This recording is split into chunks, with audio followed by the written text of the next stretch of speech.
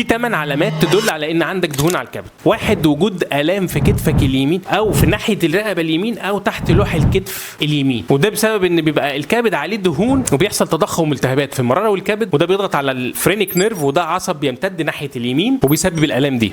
2، ظهور دهون بقى البطن والكرش بسبب الدهون اللي مش لاقيه مساحه بعد ما غطت الكبد بشكل كامل، الدهون دي بتزيد جوه وتبقى اسمها الفيسرال فات او الدهون الحشويه عندك. 3 بقى سبايدر فينز او الاورده العنكبوتيه، وده بسبب ان اغلب اللي عندهم دهون على الكبد بتبقى مستويات هرمون الاستروجين بتعلى شويه. 4، الجاينيكوماستيا او التسدي عند الرجال، وده زي ما قلنا ان بسبب ارتفاع دهون الكبد بيرتفع هرمون الاستروجين شويه. 5، بيجي لك تورم في القدم اليمين، ده بسبب ضعف الدوره الدمويه بتاعه الكبد الدهني. 6، حكه في ايديك او ايدك بتاكلك، وهنا مش معناها ان جايلك فلوس، لا انت جايلك دهون على الكبد. 7، الهايبوثايروديزم او خمول الغده الدرقيه، وده بسبب الكبد الدهني، وده بيمنع تحول التي 4 لتي 3 جوه الكبد. 8، التعب المستمر. الحل الامثل بقى ايه لدهون الكبد؟ اول حاجه انك تقلل مقاومه الانسولين عن طريق انك تقلل في وزنك وتتخلص من الدهون الحشويه في البطن. يعني لازم تعمل برنامج تغذيه مظبوط جدا ويراعي المشاكل اللي عندك، لازم تبقى فيه مواظبه على التمارين بشكل مهم وما يكونش التمرين متصمم وتبقى فيه اوفر تريننج، ولازم تبعد عن الاسترس والاجهاد كويس جدا وتبعد عن اي حاجه بتعلي الكورتيزول، بجانب بقى ان في مكملات واعشاب بتساعد جدا على تقليل دهون الكبد.